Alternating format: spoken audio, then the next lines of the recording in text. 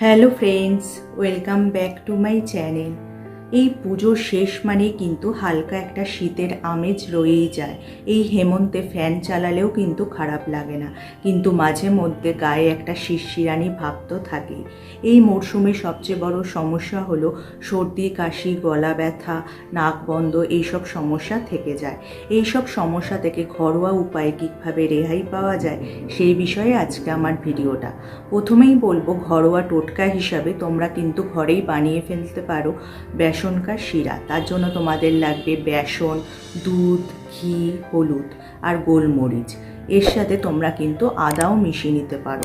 তোমরা যদি দিনে 2-3 বার এই পানীয় গরম গরম অবস্থায় পান করো, তোমাদের গলা ব্যথা, সর্দি, কাশি, ঠান্ডা লাগার সমস্যা কিন্তু অনেকটাই কমে যাবে। এর সাথে সাথে কিন্তু রোগ প্রতিরোধক ক্ষমতাও অনেকটাই বেড়ে যাবে। বেসনকার শিরা বানানোর জন্য একটা প্যানে এখানে আমি 2 চামচ মতো বেসন নিয়ে নিচ্ছি। এই পানীয়টা আমি একজনের মাপ করেই করছি।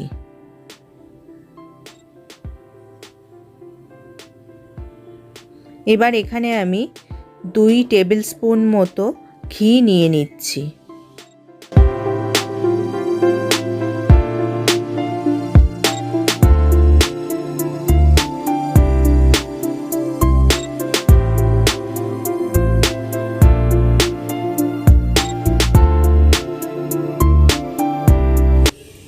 এবার আমি গ্যাসের ফ্লেমটা অন করে দিলাম। এবার গ্যাসের ফ্লেমটা কিন্তু মিডিয়াম টু স্লো রাখতে হবে। এবার ঘিয়ে বেসনটা ভালো করে গুলে নিতে হবে। দেখো, বেসনটা যখন ঘিয়ে এইভাবে গুলে যাবে বা মিশে যাবে, তখন আমাদের হাফ টিস্পুন মতো গোলমরিচ অ্যাড করতে হবে।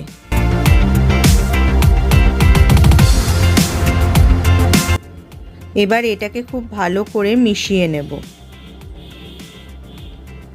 এখানে আমি বড় কাপের 1 কাপ দুধ নিয়েছি। দুধটা ভালো করে এভাবে মিশিয়ে নিতে হবে এবং 2-3 মিনিট কিন্তু এই দুধটা ভালো করে ফোটাতে হবে। তখন তোমাদের গ্যাসের ফ্লেমটা মিডিয়াম টু হাই রাখতে পারো।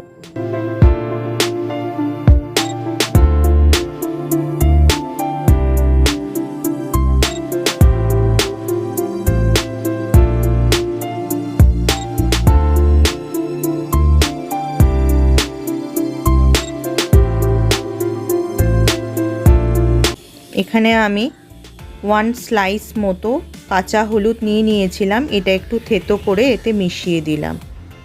এবার এইটাকে খুব ভালো করে এই শিরাতে মিশিয়ে নিতে হবে।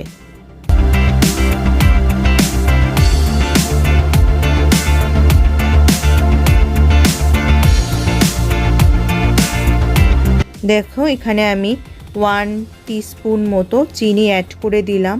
তোমরা তোমাদের স্বাদ অনুযায়ী চিনি এখানে অ্যাড করে নিতে পারো। এবার পুরোটাকে খুব ভালো করে মিশিয়ে নিতে হবে।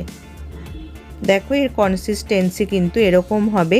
এই বেসনের শিরা কিন্তু খুব বেশি ঘন হয় না, পাতলাই হয় বলা যায়।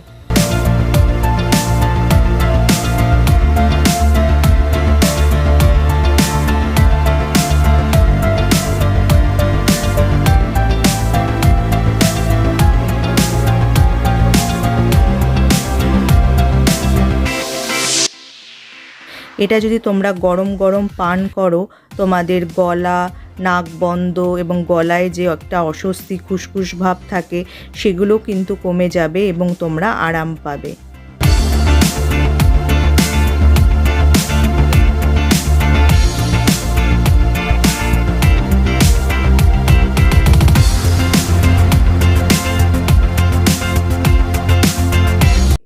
এবার বলি, তোমরা ঘরে বানিয়ে ফেলতে পারো কফ ড্রপ। এই কফ ড্রপ যদি তোমরা দিনে 3 বার নাও, তোমাদের কিন্তু গলা ব্যথা, সর্দি, কাশিও কমে যেতে পারে। তার জন্য তোমাদের নিতে হবে 1 চামচ মধু, 1 চামচ আদার রস আর 1 চামচ লেবুর রস। ভালো করে মিশিয়ে তোমরা যদি 3-4 ফোঁটা করে দিনে 3 বার নাও, তোমাদের এই ঠান্ডা লাগার সমস্যা কিন্তু অনেকটাই কমে যাবে। আর এই মধুতে আছে প্রচুর পরিমাণে অ্যান্টিব্যাকটেরিয়াল এবং অ্যান্টিমাইক্রোবিয়াল গুণ, যা আমাদের এই ঠান্ডা লাগার সমস্যা থেকে অনেকটাই রেহাই দিতে দিতে পারে। এছাড়া তোমরা দিনে 2 বার কি দিনে 3 বার নিতে পারো হলদি দুধ বা হলুদ মেশানো দুধ। এই হলুদে আছে অ্যান্টি ফাঙ্গাল, অ্যান্টি ব্যাকটেরিয়াল এবং অ্যান্টিভাইরাল গুণ, যা আমাদের ঠান্ডা লাগা এবং যে কোনো সংক্রমণ থেকে আমাদের রেহাই দিতে পারে। আর সবশেষে বলবো, তোমাদের ডায়েটে যদি রাখো তোমরা প্রচুর পরিমাণে গাজর, এই গাজরে আছে কিন্তু ভিটামিন ই, যা আমাদের ঠান্ডা লাগার সমস্যা এবং শ্বাস প্রশ্বাসজনিত সমস্যা, রোগ প্রতিরোধক ক্ষমতা বাড়াতে সাহায্য করে এই গাজর। তাই তোমাদের ডায়েটে কিন্তু অবশ্যই এই মরশুমে গাজর রাখতে ভুলো না। বাড়িতেই বিভিন্ন উপায়ে তৈরি করা যায় কাড়া। এই কাড়া কিন্তু আমাদের ঠান্ডা লাগা সমস্যা কিন্তু অনেকটাই কমিয়ে দিতে পারে। আমরা এই কোভিড সংক্রমণের সময় কিন্তু নানা ধরনের কাড়া ট্রাই করেছি এবং কম বেশি সবাই পান করেছি। এই কাড়ার মূল উপাদান হলো বা প্রধান উপাদান হলো তুলসী আর হলুদ। দুটোরই কিন্তু খুবই উপকার আমাদের শরীরের পক্ষে এবং দুটোরই রোগ প্রতিরোধক ক্ষমতা প্রচুর। এর আগে আমার একটা ভিডিও আছে কাড়া, যারা দেখোনি আমি আই বাটনে লিংক দিয়ে দেব, তোমরা কিন্তু সেটা দেখে নিতে পারো। এই কাড়া কিন্তু আমাদের ঠান্ডা লাগার সমস্যা এবং ফ্লুয়ের সমস্যা থেকে আমাদের রেহাই দিতে পারে। তাহলে ভিডিওটা তোমাদের কেমন লাগলো, তোমাদের কাজে আসলো কি না আমাকে জানাতে কিন্তু একদমই ভুলো না। যারা আমার এই চ্যানেলটা প্রথম দেখছো, চ্যানেলটাকে অবশ্যই সাবস্ক্রাইব করে নিও। তার পাশে যে বেল আইকনটা আছে ওটা প্রেস করে অন করে দিও, যার ফলে যখনই আমি ভিডিও আপলোড করব নোটিফিকেশান তোমাদের কাছে চলে যাবে। তাহলে টাটা, আবার দেখা হবে আগামী পর্বে।